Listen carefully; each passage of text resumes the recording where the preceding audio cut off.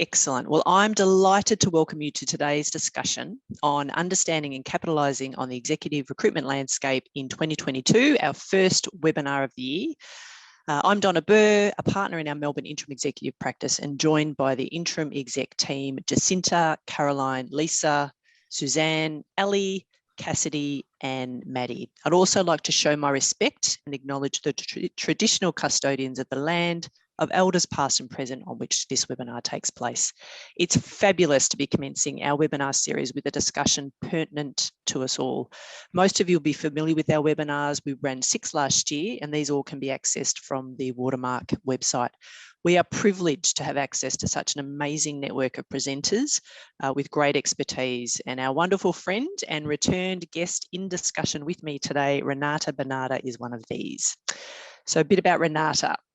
Renata is a friend of Watermark and is a job hunting expert, career strategist, and the host of the Job Hunting podcast. Her coaching services and social media presence aim to increase career literacy for professionals in the corporate, non-profit, and public sectors. Renata runs her own consultancy platform for portfolio professionals and is well versed in discussing today's topic. Renata is the founder and managing director of Pantala, a consulting and coaching firm helping organisations and leaders navigate the path of meaningful business improvement and personal transformation. She was formerly the director of enterprise portfolio at Monash University and the CEO of the John Monash Scholarship Foundation. Renata is squarely in your court, the executive job seeker, and passionate about setting you up for success in your career. And we welcome Renata, and I know we'll have some fun with today's discussion. A little bit of housekeeping and then a bit of setting the scene before I hand over. So some housekeeping. Please use the chat, share your learnings and experiences, and take the opportunity to connect. When you use the chat, turn your settings to all attendees and panelists so all participants can see and sort of bounce off one another. Please raise your questions and I will try to bring these into the conversation real time or at the appropriate point. And just want to acknowledge that the session will run for an hour and we'll cut to questions absolutely for the last 15 minutes of the session. So there'll be plenty of time for questions. And this session, like all, will be recorded and accessible via the web page and LinkedIn. We will access the chat transcript and any questions we don't get to, we'll look at trying to respond to these following the sessions. And you're in for a real treat today and experience. Renata is creating a landing page for all attendees to access today's slides after the session, and also access to a range of content, tools, podcasts and information that will sort of support you beyond this discussion. So that's fabulous. So set the scene. So, you know, there's a lot of hypothesising by key research houses, McKinsey's, Deloitte and others on what 2022 will bring. So what is fact? Well, the Bureau of Statistics and SEEK data report that in 2022, we've started with unemployment and underemployment at an all-time lows, hovering just above 4%. National job ads are up 40% on the prior 2 years. Applications per job ad have dropped 50%. So there's more jobs and a smaller talent pool. So surely this means more opportunities for the executive, right? Share markets at an all-time high. Interest rates are low and lead indicators such as housing, personal and business loans are up. And while there are still significant supply chain issues organisations are grappling with, COVID variants to live with, digital transformations continuing at pace, none more so than our own personal transformations in the last 18 months.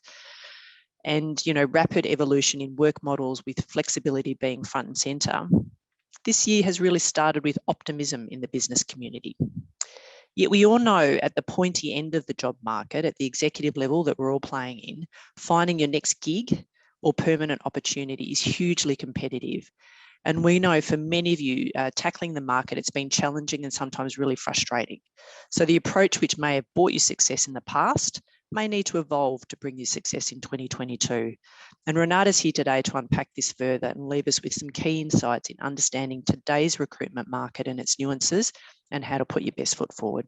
So we've got lots of content to get through. So Renata, without further delay, I'll pass over to you.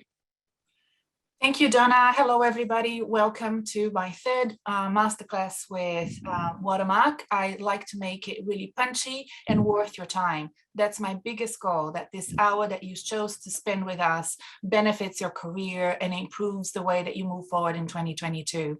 I also love the chat room, like Donna said, so please use that to comment, to add commentary to what I'm saying.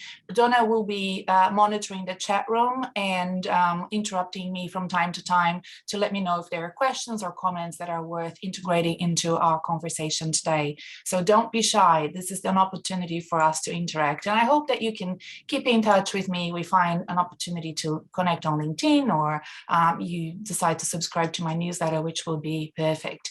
I also like to make sure that I'm speaking to the right group of people, and I double check that with Watermark each time. And this is the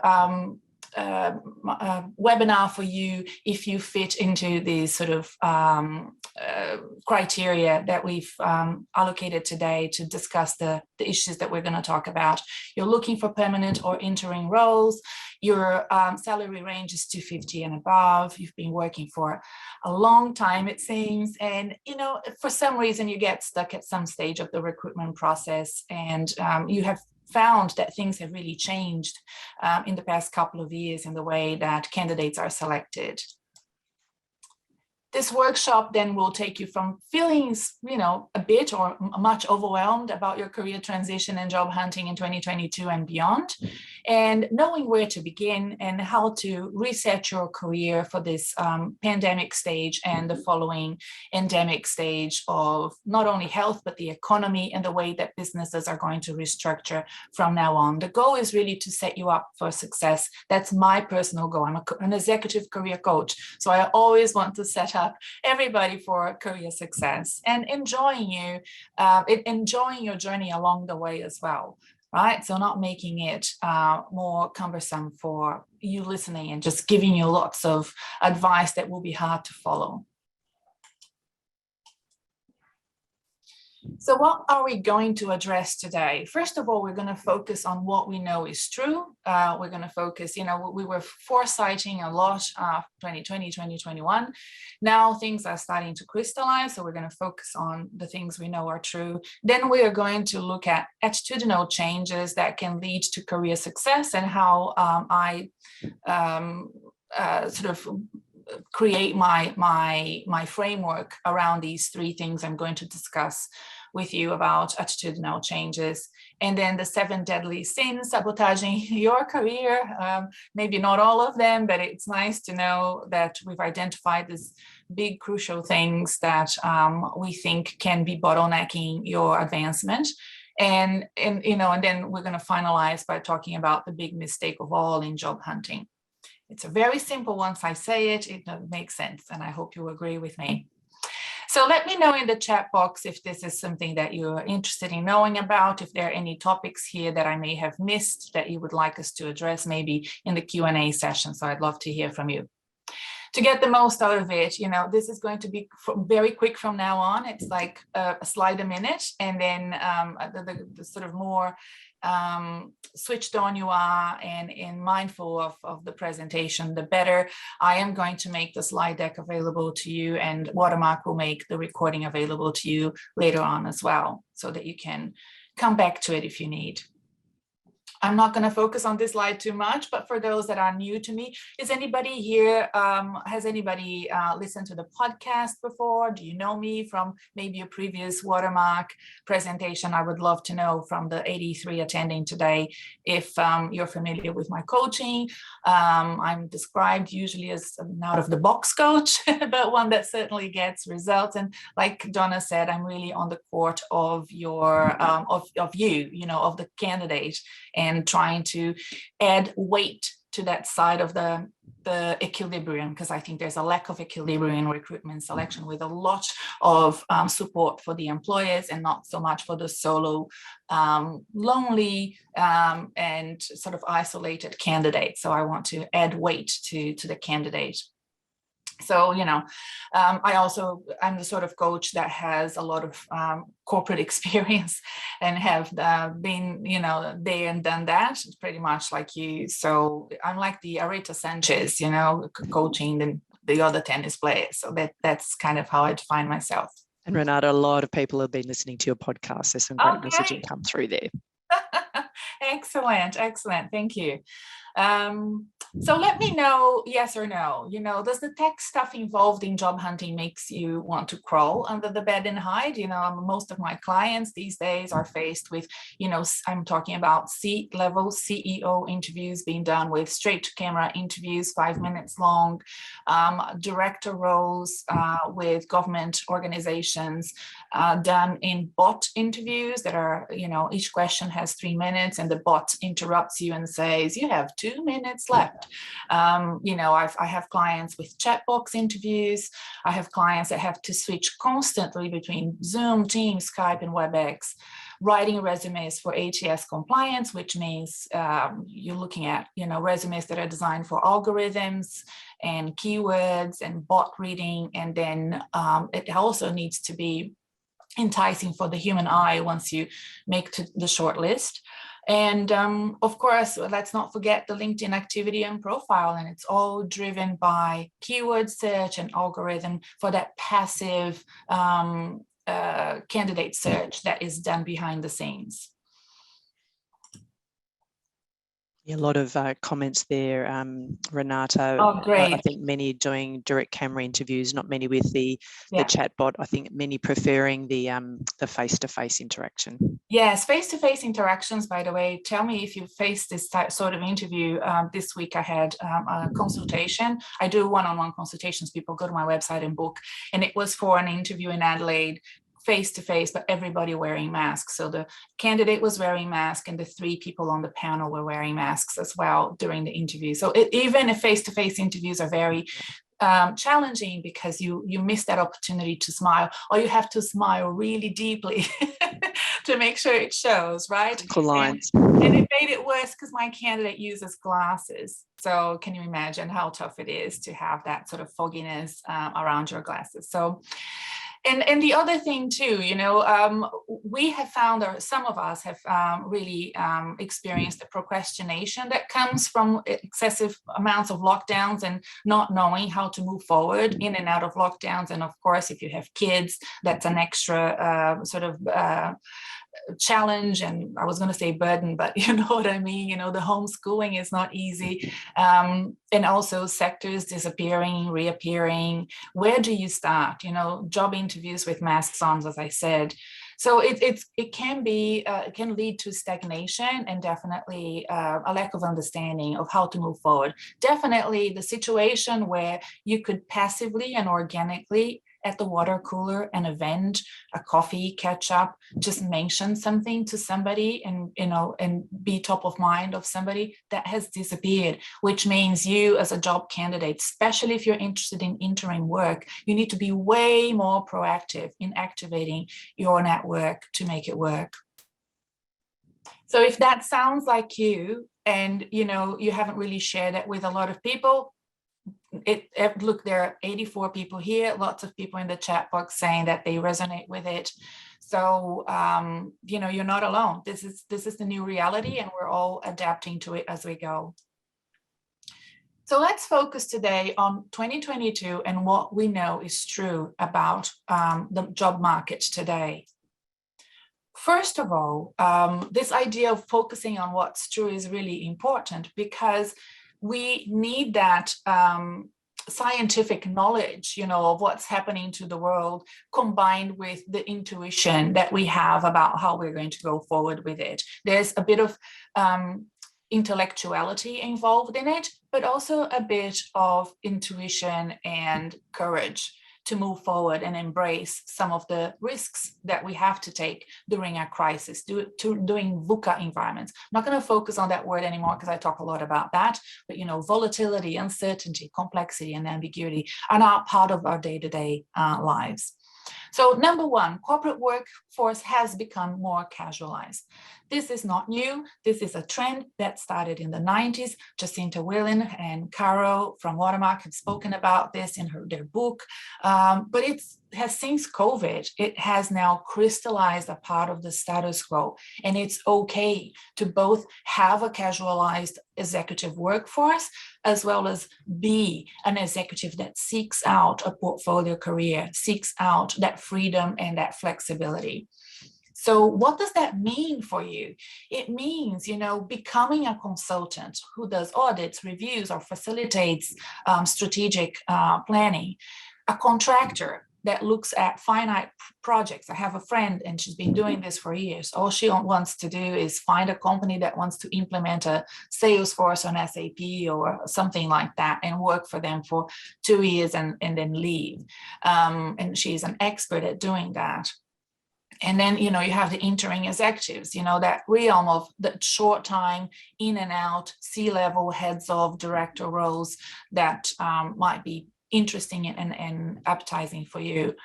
And also a mix of everything. So I have clients of mine that have big jobs in banks and have something on the side. They're doing property development, or they have a completely new product line, or they are looking at coaching or servicing a community and mixing part-time work as, let's say, a company secretary and doing something completely different on the side. I have a client that is an actor on the side and has a business and is still looking for part-time work. So that those sorts of executives now can flourish and have interesting and varied careers. And this might be something that you want to do as well. What we also know is true about 2022 is employees are now holding the balance of power. This doesn't mean that they will hold it forever. It could change a few months from now, and these things tend to fluctuate. But most of the time, the balance of power usually lies with the employer, and it's much harder for employees and job candidates to negotiate. So what does that mean to you? Now is a great time to negotiate not only salary, but flexibility, compensations, exits, tenures, models of engagement, everything and anything. And you may have read about this before, but how does this apply to you? What does this mean to you, where you are now in your career? It's time to digest those sort of things that we read a lot and start making them into soundbite plans that can take you from where you are now, where you want to be. So employees may need to find compromises, but employers are giving in much more. And of course, if the working from home status now is interesting to you, some people love it, a few people don't, then it's probably time for you to switch between organizations. You might have two competitors of equal size, one completely offline, one completely online and moving to a virtual working environment, and the other one asking people to come back 3 times a week. You probably have seen that. I know that I have clients in that situation, and the client is thinking, okay, I want to move. I can see myself in this other organization that offers me what I want. So this is the time for you to make that move, because it could end very soon. Anybody with comments in the chat box, Donna, to add to those sort of first 2 issues? Because I think that they are very interesting. Yeah, absolutely. I think many preferring sort of the face-to-face and many saying sort of coming into the year being able to meet in person, no mask lunch sort of thing, which is, is great. And I think our point being that the way forward will be a hybrid mix of both, won't it? It'll be being able to flex the muscles on the virtual interactions as well as in face. A couple of specific questions there around one in particular that Bill asks around interim leadership roles in revenue generation. I think I'll pick that up separately with Bill. Yep. Okay. All right. So if that's what is being said about the virtual versus face-to-face, then people may not like what I'm going to say next. Because digital is here to stay, everyone, and digital is king, and you have to get used to it. It's not going to go back to where it was. This is it. right? There is no going back. It permeates all parts of life and business and recruitment and selection strategies as well. You cannot advance in your career without a strong online executive presence, without an environment that exudes leadership, even if you're from home operating in your house. So what does that mean to you? It means having a strong LinkedIn presence. And a strong LinkedIn presence will vary from sector to sector, from country to country, from seniority level. You know, sometimes if you're very, very senior, a strong LinkedIn presence means not being there so much, but more having, you know, a couple of thought leadership posts that means that you're still connected with the world. So I do LinkedIn audits for a reason. I analyze people's career profiles and what they want to achieve, and I give them specific recommendations. I have seen, for example, executives that earn $500,000 have redo their LinkedIn profiles. It made them look very much like a young graduate, you know, because of the tone that they chose, because of the way that they decided to engage with the platform, and it wasn't aligned with their level of leadership and seniority. And definitely in that specific case that I'm thinking of, it wasn't aligned with the country he was in. He was in Southeast Asia, working for a large corporation. So we had to really sort of rethink how to operate on LinkedIn. And this tailoring is really important. Developing an online executive presence means becoming comfortable on screen and off screen, understanding that there is an etiquette on virtual, online, internal communication. So things like using the chat box, for example, we're not just insisting because we want to hear from you, we're insisting because we want to educate you on what the opportunities are right now. The chat box is the equivalent of going to a CEDA event in Melbourne's Collins Street and chatting to people before sitting at the table for the CEDA lunch. If you're not familiar with that, I can explain, but that's the sort of thing that I now miss from 2019 and previous years. And we need to replace that networking and that personal connection with other things, like being on chat boxes when you're attending online webinars.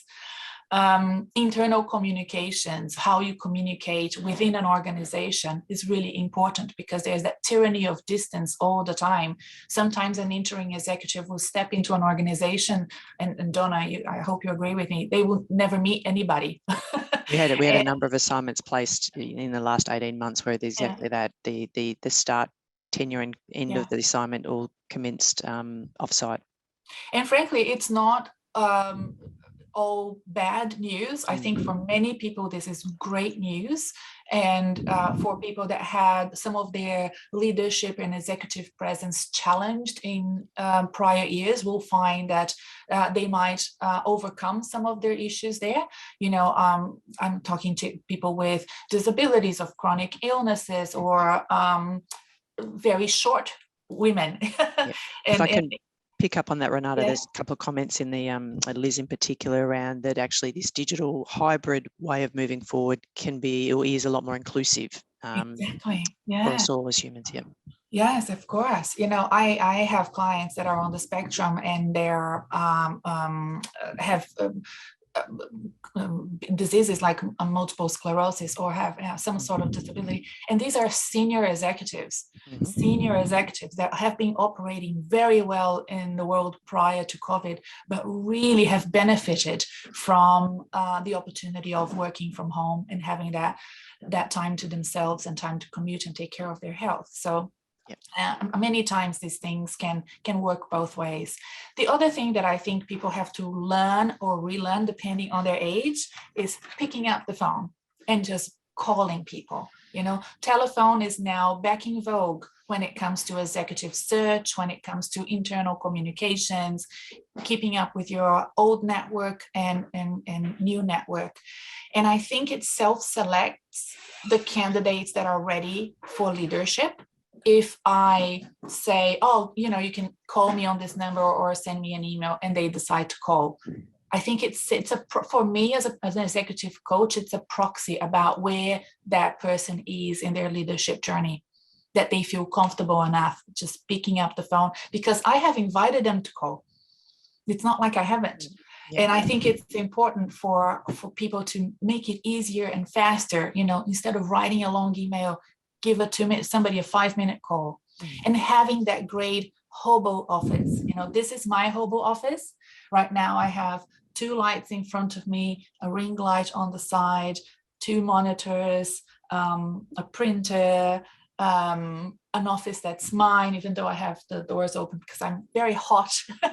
and I turned on the air, and the air here is not that good, but usually I have it closed, and it's I get no disruption. And I know that is hard to do. Yesterday I had a consultation with a mother of 2 going into an interview phase of her career, and she was in her bedroom, and I could see it was a very nice bedroom, but I had to, we had to rethink how she's going to be interviewing for these very important roles in the weeks to come. And those things count, and it make a difference.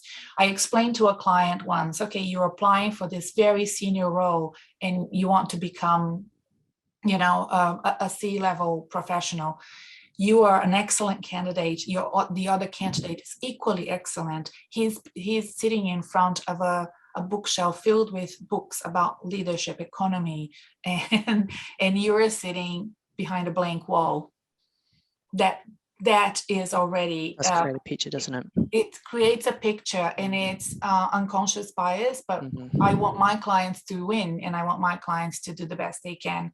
And usually my clients are super smart, and they know exactly what to say in interviews, and those are the little details that we need to fine tune from now on. Renata, a couple of questions and threads going on here around, given this digital world and opportunities, are you seeing, and I'll respond from a Watermark perspective in a moment, but are you seeing candidates being applying for and or being selected for opportunities that are cross-border, be that interstate or be that through Asia, because we are less reliant on, if I compare and contrast old world, being in a particular geographic location to apply for a role versus now being, anywhere. How are you seeing, are you seeing a shift in clients being open to do that, and your executive pool, winning that work and or permanent roles? Yes, well, 2 things. I have had clients that have moved back to their countries, so they hired me to help them move back. So I have clients that moved back to United States. I have clients that moved back to New Zealand, and clients that moved between Asian countries, were based in the Philippines and moved to Singapore or something like that. And I helped them with and coached them through that transition in finding the jobs in the country that they wanted to move back to. But I have also helped clients moved overseas or apply interstate for positions that prior to this pandemic they would never be candidates for. Yeah. And now, especially at this level, right now I have a client based in Melbourne applying for a job with an American company. It's a big startup, and I'm not sure that role would be considered for somebody who has no intention whatsoever to move out of Melbourne. Yeah. I think from our perspective at Watermark, I'd say 2 things. One, actually, there was an article in the Financial Review on Tuesday talking about this concept of not work from home anymore, work from anywhere, and just the shift from you could actually, be up in Queensland, but doing your job, and as many were at the beach house or other locations during the pandemic while working. I think for Watermark, I think many of our clients, there was not open to have a broader net of candidates regardless of where they came for. I think when it actually came to the punch, most times candidates were sort of selected from the same state. So I think, yes, a slight shift. I'm curious to see actually in practice as we move forward how pervasive that shift is. One last question. Sorry. No, I was going to say, I think that Melbourne businesses and Australian business after Melbourne businesses are probably the most conservative of all, unfortunately. Yep, so you can see that my examples were all people, going overseas, Japan, United States, Canada, UK, moving between Asian countries. It's really interesting to see how conservative Australia plays in this situation. Yeah. And just one last question relating back to the HOBO, the Home Office Broadcasting Outlet, and using the digital backgrounds versus, your at home background. Your thoughts on sort of that professionalism? Well, I think it's a privilege to have a background that doesn't have to be digital, that, the sort of, I personally dislike them. I think that they are not easy on the eye of your audience.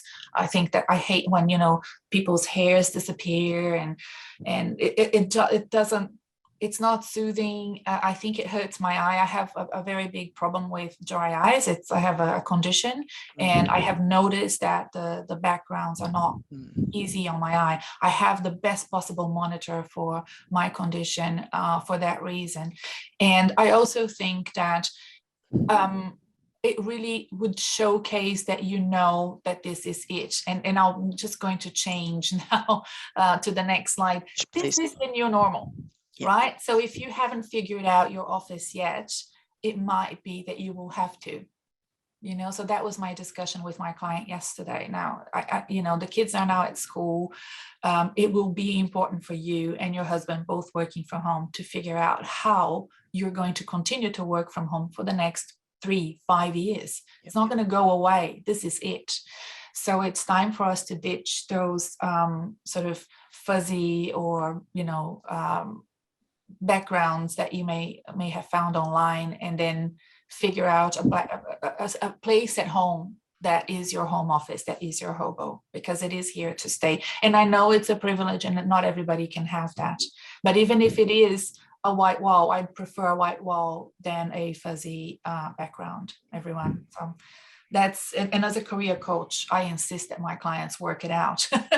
It's one of their homework. They have to do it. And we take it quite seriously. I feel like I'm a Renaissance painter, Donna. Renaissance painting, when you have to show a bit of velvet, a bit of wine, a bit of books. And so, we're kind of in that situation now. But look, we can make fun of it. But you know what? We used to, before COVID, look at the best possible suits that we could afford to buy for our interviews, and what suitcase and what shoes we were going to wear, what sort of tie. And now it's the background, right? That's it. So this is the new normal, and we just need to get used to it. And I think that one more thing I want to say about this new normal is this idea that the speed is not a priority anymore. Right? When we get into a crisis, you may have experienced this in your executive life. I know I have, worked at Monash University when there was a shooting there, or, in your personal life, you may have had a very traumatic crisis. You know that speed is a priority. And we acted really fast, as best as we could in Australia with speed, and made decisions that we may have liked or disliked as a country in our lives. But now the lion is not attacking us anymore. The lion is just sitting there and it's going to be there forever. And we just need to get used to it. Creative solutions that we need to operate in a VUCA world, they don't happen under stress. They don't happen under flight and fight mode. And both for your employer and the jobs that you're trying to get, and also for your own personal career, you need to rest. You need to take a break. You need to take breaks all the time. You need to pace yourself and remember that we now need to be more intuitive and more creative in how we find solutions for business problems and for personal problems as well. I hope that that gives you a hint on the sort of coaching that I do as well. And 5 is, in a few years, the skills you need to do the job you have will have changed almost completely in some cases. You know, there are lots of articles written about this. Donna and I have discussed it earlier this week. And, you know, if you subscribe to my newsletter, I have sent a couple of articles that are really interesting about research that has been done in several different countries about the skills you needed, let's say, to manage people back in 2018, 19, and the skills you now need to manage people in 2022. You know, you don't see people, you can't observe their body languages, you're not, you know, with them all the time, offering that sort of mentoring, coaching, and support in that face-to-face that so many of you have said in the chat box that you miss. Now you have to find different ways of operating. And I would strongly recommend that you go back to my second webinar that I did for Watermark, where we discuss this and we offer some ideas of how to create informal, personal environments online to interact with your teams, if you have teams and you're operating at a distance. You know, many people have done this for a long time. I know my husband has, and if you're in IT or tech, you probably have as well. But for many of us, it's something new. It's a new muscle that several different muscles that we will need to train and practice and get used to.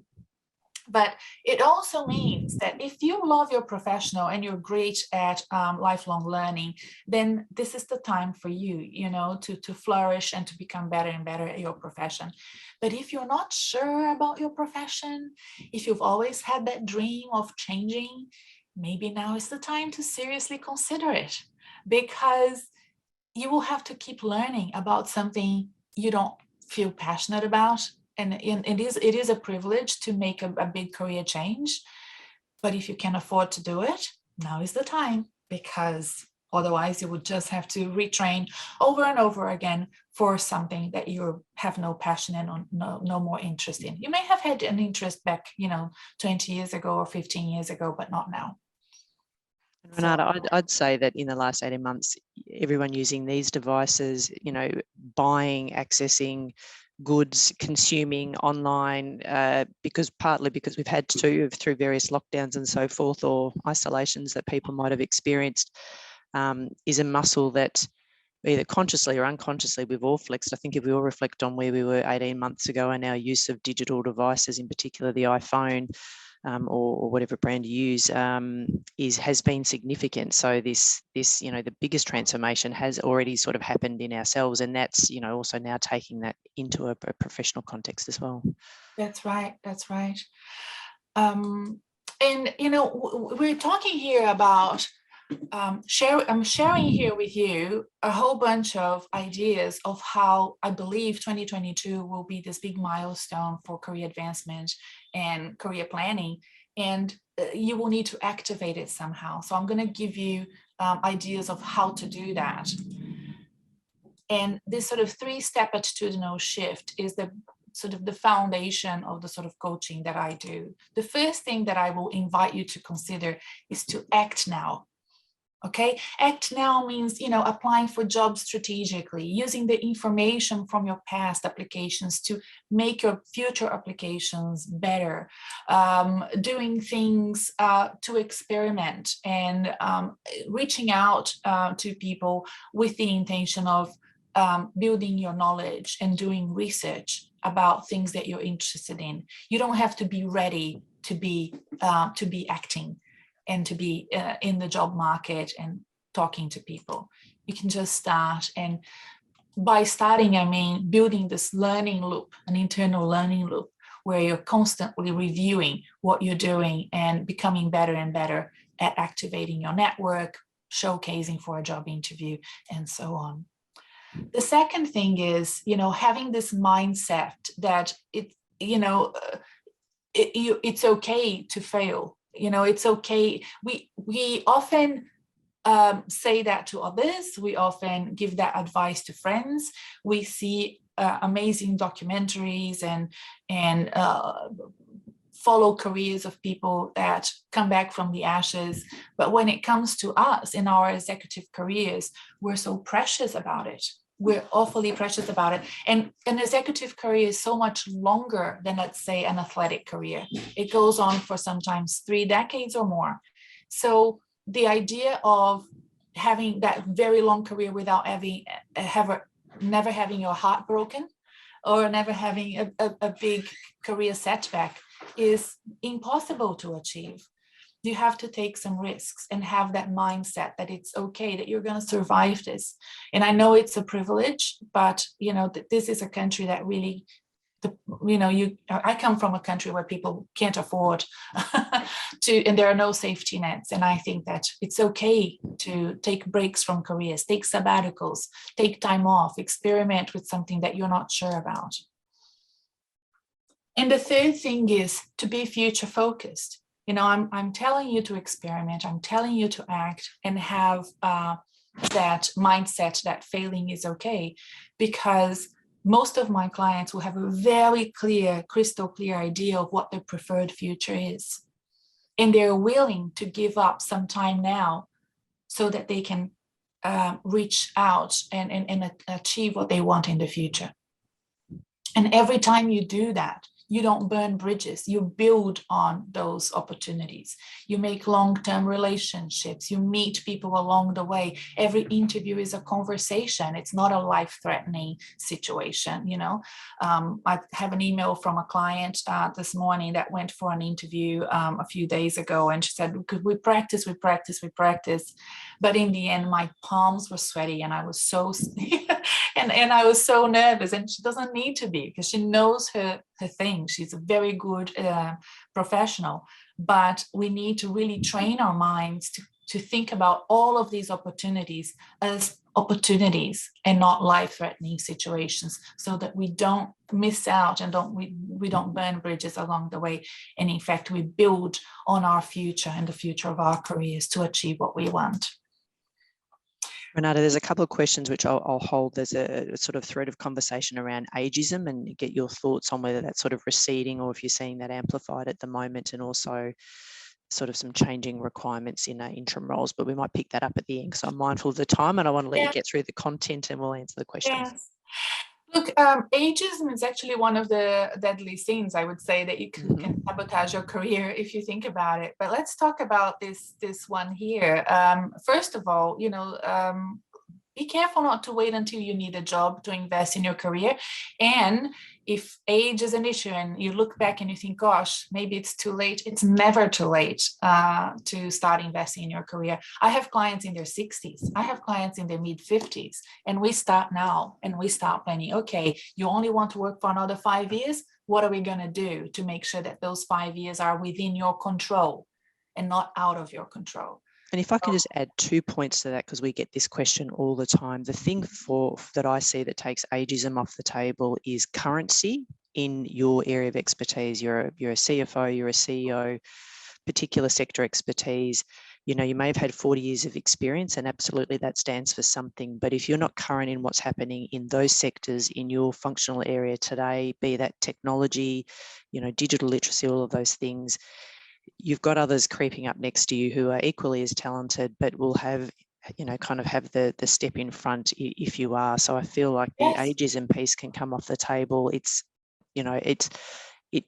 And I'm not being naive to say it's a mindset and that will fix it. I appreciate that that's been a real experience for many people, but I do think that's one antidote to really kind of Absolutely. My mother is a piano teacher. She did not miss a step during this pandemic. She switched immediately from face-to-face piano lessons to Zoom lessons, immediately from receiving money, paid, when people came to have the lesson to PayPal or whatever other thing they have in Brazil. She did not lose a single client. She has a WhatsApp group for the piano students. I guess that's the sort of example that you can be in your 70s, but you can still continue to do whatever you love to do. Mom loves this, and she's actually really challenged, but inspired and excited about technology. And I think that's the sentiment that you want to have. And what I said before about, look, if you're not passionate and interested in your career anymore, then maybe it's the time to switch. That's what I mean. In order to do the job that you're used to doing, you need to keep that recency, like Donna mentioned. So this is sin number one. Sin number two is just searching for online jobs and sending online applications, and that is, you know, sort of a default for a lot of people, especially when they're isolated. So I'm not blaming anyone, but I'm just saying that the distribution of work remains the same. It's just that the ways that you communicate change and have changed in this virtual world. Doing your resume only once, probably not a good idea. I know it seems like a lot of work. You know, I personally, with clients, have a recipe that makes it much easier to update resumes for different opportunities. But with somebody with a lot of experience that have used so many hats in their careers, it's often the case that one resume won't do. And for us here at Watermark, we value, you know, you all sending in your resumes, as many of you do after every assignment, as you've added something new to it. It's a way of keeping connected, and it's a way to sort of reach out to your network and keep connected as well. That's what I always say. And I'm going to talk about that with number 6 in a minute as well, Donna. Thinking recruitment only starts when you have an interview booked is another big mistake. It starts in a chat box like this, and how you interact with Donna. It starts how you connect with Donna or Jacinta on LinkedIn, or your employer. You know, I'm just using Donna as an example here, but those things matter, the way that you interact, and the consistency of your executive presence at every interaction really matters. Number 5 is staying stuck on planning mode or stuck on seek.com. Be very careful with LinkedIn jobs and seek.com. You may be complaining about your kids using Instagram or TikTok a lot. We have the same problem with seek.com and LinkedIn jobs. You just get stuck in there and never get out, and it can be really problematic. The distribution of tasks in job hunting is important. Allocating a specific time to do specific things is important. And waiting until your resume and LinkedIn is ready before sending or starting your job search is not on. Like Donna said, send it whenever you need it. You need to send it, you know, after you've updated it. The good recruiters and the good search partners like Donna will update it in their systems, their CRM systems for sure. And number 7 is spending your time trying to do more and more job applications and forgetting to nurture your connections. I have a few clients that do the opposite. They love catching up and they never do the job applications. They just want the connections to eventually, you know, offer them an opportunity. But most of the time, people have that default of sending more and more job applications without connecting with their references, without, you know, giving people a call. So I want you to make sure you don't forget to do that. And the final thing I wanted to say is that the biggest mistake of all, everyone, is forgetting that it's a competition. It's a competition. You're not seeing your competition, but they're there. And I'm not saying this because I want you to be more aggressive or more competitive. I want you to respect the game. It's a game. It has rules. We may not like all the rules, but, you know, recruitment and selection of candidates has a protocol to follow. It has guidelines. And as a candidate, you are a Federer, and there's a Nadal there as well. There's a Serena Williams and a Nash Barty. And you have to respect the decisions that are made and move on, and not see you not getting the opportunity as a personal failure. You wouldn't be there. People wouldn't even give you a call or consider you if you were not, you know, excellent at what you do and they didn't see you in the role. But to actually get the role, you know, at most you have a 50% chance if there are only 2 candidates, you know, but many times you will have a 33% chance or a 25% chance, and that's completely fine. And you need to remember that the other candidates are just as good as you. And this might be, you know, like a shock to people, but that's when I say this, people feel shocked, and I don't know why yet, you know, but I think it's because they do a solo game all the time, and they are so interested in their all personal outcomes of getting a job that they lose touch with what the employer actually wants. And the sort of skills that you need to show, the trust that you need to show. And sometimes you may like a candidate a lot, and Donna, maybe you can relate to that, but that person doesn't fit with the existing team that your client has, that the employer has. They don't fit with the exact brief that you received. And that's okay.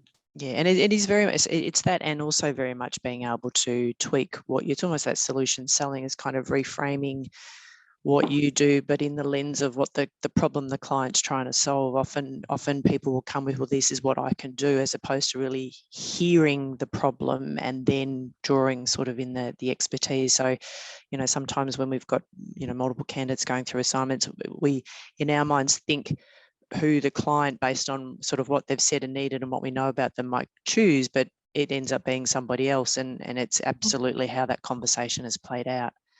Tony is writing here that a lot of career coaching highlighting uniqueness of the individuality, sometimes missing the piece required to understand the hiring manager. Perfect, Tony. My coaching is, it's not about you. That's usually what I tell people when they book consultations. This is really not about you. The interview is not about you. The resume is not about you. This is how we're going to address the need of a client. And yeah, so it really changes the way that you build your pitch or tone your narrative around it. There's a comment here, Renata, from Greg, saying when you were talking about updating your network around sort of what you're doing, he was commenting that, you know, through his career, many changes and challenges, and in speaking to his network, he finds that people would pigeonhole him. They know him as doing this, and when you sort of change tack and are doing something else is challenging to get people interested. I love that. That happens a lot, you know. I have a client that booked a time with me a few months ago, and she's a well-known CEO, and she didn't want to do another CEO job. She wanted to do something completely different, and she was having a hard time conveying that. So you have to have confidence in your new trajectory, so that when you talk to your network, that they understand it clearly. And sometimes when you're still building that trajectory and that new sort of path for your career, you don't have that pitch ready yet. It's a perfect time to engage a coach or a mentor or somebody that can help you finesse it, so that you don't waffle too much when you're talking to people. And it's a really important, and I love doing that with clients. So, you know, I hope people can stay for a bit longer so that we can answer a few questions, but I just want to reinforce that 2022 is a really great year to start really resetting the career, building that great foundation to this new normal. I know companies are doing it. I was telling Donna before, I have a few clients that are just undergoing restructures now because business models are changing, and your career trajectory should be adapted to what's happening in the next decade as well. And I think it's important to break the norm and work with others. You know, it's time for us to stop doing things on our own. There's no need for that. And I know that it feels very isolating to be at home all the time, and you don't have to be a solo job hunter. In fact, you know, before we reach the question time, I just want to let people know, if they don't follow me already, that I have a group coaching program for executives. I only do it twice a year. It's starting on the 21st of Feb. It goes on for 7 weeks. And I would love for you to reach out to me and consider enrolling in this group coaching. I do private coaching as well, of course, but group coaching is the learning is exponential, because you learn from me, but then you have the learning that comes from others and observing, you know, their questions that you may not have thought of. It's a really interesting group. It's on my website if you want to enroll. You have to be quick because enrollment's closed tomorrow. I'm not doing this on purpose. It's being open for a couple of weeks, but the enrollment's closed tomorrow. Renata, a couple of questions here. Your thoughts around full resumes versus one-page bios versus even doing a self-video resume? Oh, wow. Okay. When I became a interim exec with Watermark, so that was pre-COVID. I'm not doing that anymore. I did have a one page, didn't I, Donna? Don't know if you remember that. Yep. I did have a one page, and I think you guys really liked it. So I still do that with my clients. Of course, I have clients all over the world, and if I have clients in the US, one page is all they have. So I had to learn very quickly, because my first online client was an American back in 2016, and I had to very quickly learn different formats. I think that if you are in that interim space, you're still benefiting from the fact that many times you're sending your resume in an email, which means it doesn't have to comply with ATS. But even then, I think that because of the ATS compliance for resumes, it's really created this sort of different look and feel to resumes that's more simple. Isn't it, Donna? It's simple. It doesn't have a lot of tables and bars and things like that. So the template that I use for my clients tend to resonate really well. And basically, I think it works when they get an interview. So, I'm happy with the template that we're using. It's simple. It's black and white. Many of the key experts in this area use, in the top coaches in the world use that sort of format. So that's the one that I have. So I think people should jump on it. And have a look at your templates just to have a refresh. And I would always say a one-page bio is a great networking tool. If you're having a conversation with back to the comment there around changing trajectory, you can leave that. It's a great follow-up after a conversation to leave that with somebody. We would always say it probably takes 2 or 3 conversations before your network repositions you in your new, if that was going from a permanent executive role to interim executive, and it's reinforcing that conversation. And to your point, not wasting the conversation with a whole lot of chit chat and sort of not closing it in the last 5 minutes to let somebody know where you're at, what you're doing, how they can help you, and obviously in turn how you can help them. I hired people recently. I have 2 staff in the Philippines and 1 in the US, and when I posted the job in the equivalent of seek.com in the Philippines, a lot of people sent me audio files, and I thought that was really great. And some people did send videos, and of course we're talking a completely different type of engagement. These are VAs, I understand that, but what made me think of telling you this is this: if you think that the medium will work for you, then use it. If you think that you're going to perform, if you think that you're going to perform well on camera, then this is your time to shine. But if you're still not comfortable with it, then it may not work to your advantage. So stick to the sort of, because we're in that hybrid space at the moment where it's okay to just have a resume, like a simple resume. But I have clients, and they have wowed me with their 3-minute videos. Like, I was so impressed, not only with their videos, but with their ability, their editing skills. I'm like, did you do that yourself? So the technology is there to help you even edit things and make sure that you present yourself really well on camera without anybody helping you. So it's, if you want to talk to someone about this, I often share with people what I think are the best technologies out there, the best platforms to use. Some of them are free, so it's very easy to do it. Great. I want to respect everybody's time. We are just about top of the hour, and what I think we will do, there are a few questions I think on different threads and topics that we can review and just look over and make sure that we have answered. And I think if you feel we haven't responded appropriately, can follow up post the session. Don't know if there's any sort of closing comments from your end, Renata, but I'll certainly wrap up after that. No, I think I've said too much, probably. No, never. I just want people to connect with me. And of course, I'll make the slides available and some additional resources on a link that Donna will send out, possibly tomorrow, I think. So, but if you're interested in the group coaching, then there's not a lot of time. So please reach out to me, find me on LinkedIn, or send me an email if you have any questions about it. Thanks, Renata. And Renata is always so generous with her content that she shares beyond the session. So I really encourage you to follow up the note as it comes out and take a look at that. Renata, thank you for your time today. Always wonderful insights. And I was seeing some of the comments here, for many, good reinforcement of some of the things that they did know, bringing them front and centre again as they start the year, and some new insights for people to reflect on as well. So thank you all for your time today. Look out on LinkedIn and our website for our next webinar, which will probably come up in the next 6 to 8 weeks.